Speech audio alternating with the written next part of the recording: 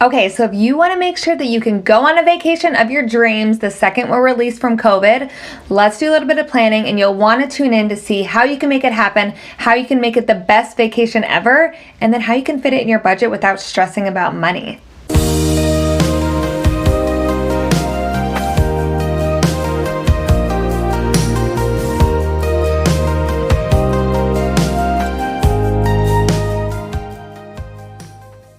Okay, so we have been dreaming about this day for approximately 14 months now.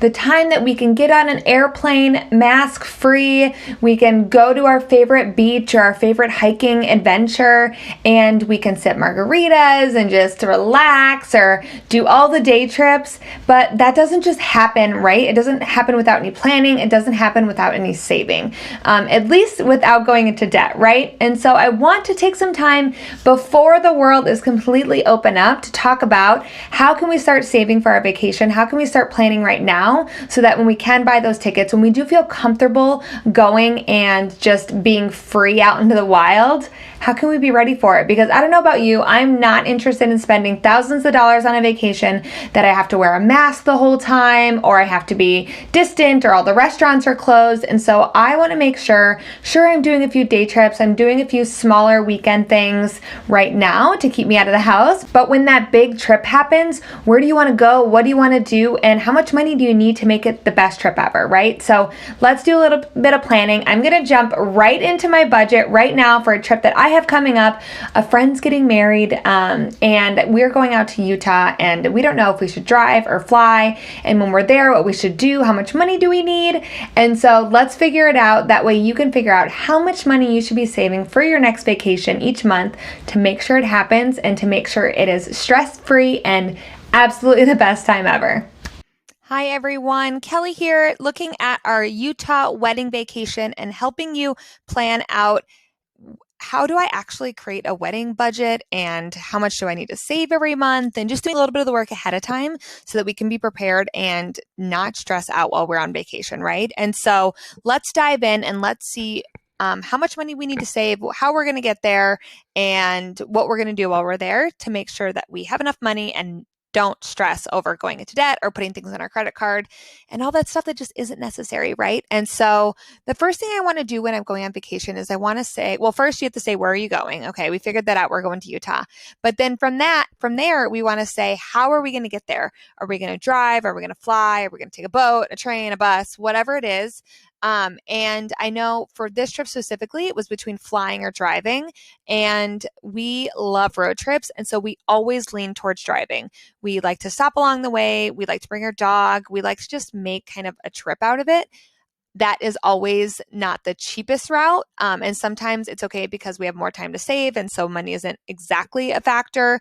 And sometimes we're like, hey, we just have a weekend. We have to fly in and fly out. And so we can't drive sometimes. But I always like to compare the prices just to see, is it worth it? And just to make sure that you're making an informed decision, right? And so let's jump into flying. If we were to fly there, how much are flights? And I quick looked at a few prices here. And just by going to Utah for a week, and I'm actually going to bring this back a couple of days. We're going to only be gone for maybe like 5 days or so. It's like $280. So I'm going to even just say, I could say $250, I could say $300. Let's just say $275 a person. And since there's both of us going, there we go, $550 for flights. Not that cheap, but you never know. It still might be a better route. All right, if we're going to do a rental car, because if we're flying in, we need to get around. We want to make sure we go to a couple national parks. We want to make sure that we're exploring and doing fun things, that we're not just stuck at our hotel. And so looking at the rental cars rate for just like a handful of days, it's going to be about $800. I just went to dollar. Of course, when we actually go to book, we'll make sure that we find a company that's the cheapest or the best deal or all that kind of stuff. And so it said, what was that? $790. So we're just going to do $800 for the 5 or 6 days. Also not very cheap, but we're doing the work of figuring it out to make a good decision, right? And an informed decision. All right, gas along the way. I just put in just a Honda HR from Salt Lake City to Arches National Park. That's kind of probably the longest route that we'll take while we're there. And it says that we only need about $43 for gas round trip, which is not bad. And so I'm going to actually say like 75. I'm going to almost double that. I just want to make sure that we have plenty of money in the budget for gas because while we're at Arches, we're obviously going to drive around in the park. We might go to other nearby parks. We might not take the quickest route. And so I just want to make sure there's plenty of money there for that. And then hotel, looking at prices in Utah, it is about normal 119, 86, 76. So I might just say that we're going to spend average $100 a night. And that is in Utah. If we actually went to, if we did Arches National Park, let's just see how much those, 243. So we will not be staying in Arches, right? Because that's expensive. But we can drive 30 minutes out of town, right? We don't have to stay right there. But let's say $100 a night. And we're going to put a little formula, 100 times, and let's say we're going to need 5 nights, $500. So it's about $1,900 just for kind of like the transportation pieces if we choose to fly. Now let's go in and figure out if we want to drive, how much that's going to cost us. All right, so here we are in our Utah budget again. And we are looking at the driving option, right? And so first we need to figure out how much is it going to cost for gas. And we do a similar thing to what we did for flying with our rental car, but we need to figure out actually driving from Minneapolis to Salt Lake City. Plus if we go to Arches, and then if we drive around a little bit more. So going back to that Gas Buddy website, just Minneapolis to Utah and back is going to be about $278. And then we decided that we already said it's going to be about $75, and that was giving us a lot of extra room to go to Arches and stuff. And so what I would just do is I would add the 278 plus the 75, and that would give me plenty of money to have gas along the way. And again, to not stress because road trips use a lot of gas, and I don't want you to be like, oh my gosh, I totally didn't even realize I was going to spend this much and I didn't plan for it. Okay, hotels along the way. This is a fun part. I love to use different apps and websites to help me plan my road trip. Road Tripper is a really fun one. And the app also, like I said, is right on your phone. And so when you're on your route, you can kind of do the things and it tells you what you planned. And so they have things like attractions and lodging and all that kind of stuff. They're not paying me. I just really love these types of things. You don't have to use this exact one. There are other options. But when we're doing this, I want to look at lodging specifically right now and say, okay, how much is it going to cost me to stay along the way? And let's say we make it to this Best Western or this American Best Value. And then we just want to see kind of how much it costs just to get an average while we're on our route, right? And this one is going to be, okay, this is taking forever. But basically, so you want to click on all of the different areas where you think you're going to spend the night. Maybe you want to drive 5 hours one day or 8 hours one day or 3 hours one day, and then find those cities and then find hotels in those cities and then add them up. So it looks like it's going to be about 80 to 107. I'm just going to average again $100 a night, but in the flying option, we said 5 nights. I'm actually going to say 7 nights here just because flying gets us directly there, but I want an extra day on each end to just have more time for driving. A 5-day road trip to Salt Lake City and back is going to be quick. Basically, the second we get there, we're going to have to turn around. So let's add a couple extra days. It's still not a very long trip, but it gives us some more time. And so you'll already see that by driving, gas, hotel along the way, and then that's kind of it for driving. You can also, there's going to be 2 extra days of food, so you have to account for that. And I might actually add a total, I'm going to add food into this row so that you can see what it actually looks like. Okay, so if we wanted to spend for 2 people, maybe $15 on breakfast, $20 on lunch, maybe $50 for dinner, and then we're going to do $50 for drinks if we want to do some happy hours. Breakfast, we're going to need, if we are flying, we're going to need 5 breakfasts, we're going to need 5 lunch, and we're going to need 4 dinners because remember we're going to a wedding, so 1 dinner we won't need, and then let's just say 2 happy hours. And so food is going to be $375 plus 100 for alcohol, so we're going to say $475 in here. And that'll just give us an idea of how much we're going to spend on food for the 5 days that we're there. Now let's change this to 7 breakfasts, lunch, 6 dinners, and then maybe we'll say 3 happy hours. And so that is going to be actually $545 plus 150. And so that's going to be $695 on food that we're spending during the time that we're there, which is still going to be, oh boy, it's like $1,400 cheaper, even with food along the way. We can even throw in $500 for snacks on the road trip, and we're still at a cheaper option. So we're definitely going to choose the drive option for this budget. And then let's go and see, putting in the drive numbers into the spreadsheet, what other activities that we're going to need to include to make sure that this budget is fitting for us. All right, so here we are. We figured out we are driving, and what else do we need in our budget so that we know exactly how much we need to start saving? So as you can see, there's already formulas in my spreadsheet here so that gas, it just automatically pulls it up to the top here so that they equal each other. And these are just estimates. Remember, we don't know exactly what hotels we're staying at, so we don't know about lodging. And then the food and the alcohol is kind of just an estimate as well, but we can refine it along the way and we can keep track of it. So if we spend a lot of money on breakfast one day, maybe we don't buy breakfast the next day and we just get a granola bar or something. But that's just something that you do while you're managing your budget on vacation. Don't spend too much time managing your budget on vacation because that is not what you're supposed to be doing on vacation, but it's just something to keep a good in the back of your mind.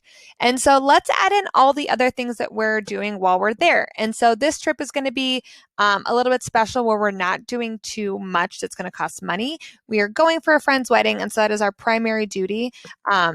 And so let's do wedding gift, and we're just going to put $100 for now. We might spend more. We won't spend less, but you never know. And so wedding gift, since we do want to do Arches National Park and maybe even a few other parks, I did look up ahead of time, and it's like $80 for the annual pass for all the parks. Otherwise, if you just stick to like the Southeast Utah National Parks, they have a special deal where it's like $55. And so we'll probably only do that because we probably won't be stopping at other parks along the way since we don't have a ton of time. And so we have wedding gifts. We have our national park pass so that we can do some hiking and some sightseeing while we're there. And then I'm also just going to add in some souvenirs. I just like to buy a few fun things while we're on our vacation, even if it's something simple like postcards, or we want to buy a t-shirt or a sticker for the car, whatever it is. And let's just put $50 here. Maybe we'll buy a growler or something to bring home or something for the puppy. You never know. So $50 for that. And so all of these numbers here are moving right over to my activities. I've already have a formula to just add these up. So again, if it was a different type of vacation, we might be doing some like guided tours. We might be doing some more excursion type things, renting mopeds or scooters, or if it was winter, going skiing or whatever it is.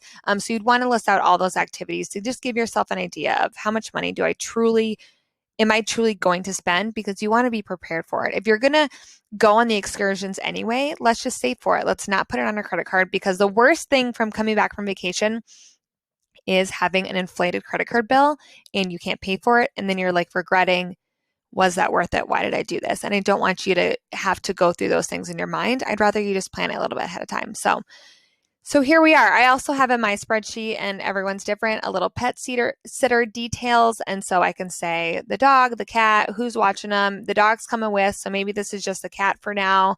I've already decided over here that we're going to be driving. And so this is telling us, and there's some room for other things. So if we come, as the day gets closer, if there's things that we want to pitch in or make sure that we do, we can always add them. But for now, this is a really good start. And so as you can see, we need $1,900 for this budget.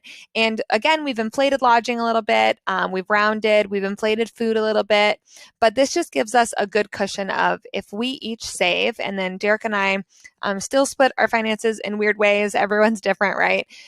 We need about $1,000 a person. And so if I save $1,000 and I have that tucked away for this trip, I will be totally fine. Then it doesn't matter as we get closer there, who's buying what, because I just know I'm going to spend $1,000 while we're there. And then one last thing that I want to show you guys is the $1,000 is it's a great number to have in your mind because you know how much money you need to save, but also the bigger thing is how much do I need to save per month? And so by simply saying $1,000, and then we're just going to divide that by, let's say that we had 6 months to save for this vacation. Then we say we need $166, $167, whatever, however you want to round, $170. We need that much money per month over the next 6 months to get to that $1,000 number. And so that's the whole point of this, is you want to make sure you know how much money you're saving per month to get you to your dream vacation. So there you have it. It is so simple. By estimating some numbers, by putting everything in one place, you can truly get a really good idea of how much money you need to save per month to have the ultimate vacation.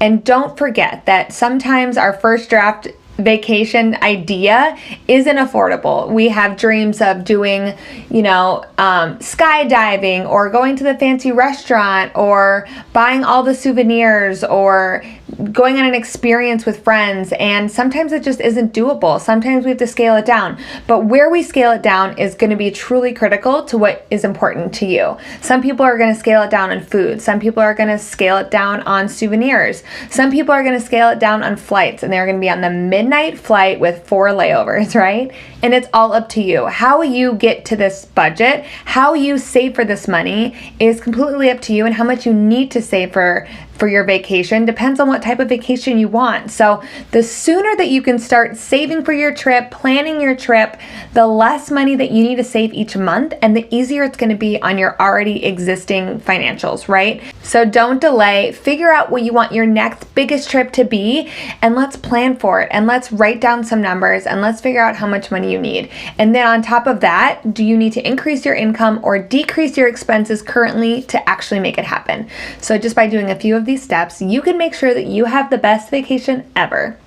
All right, so go plan. Thank you again for watching today's video. If you have any comments, questions, please put them below. Don't forget to like and subscribe.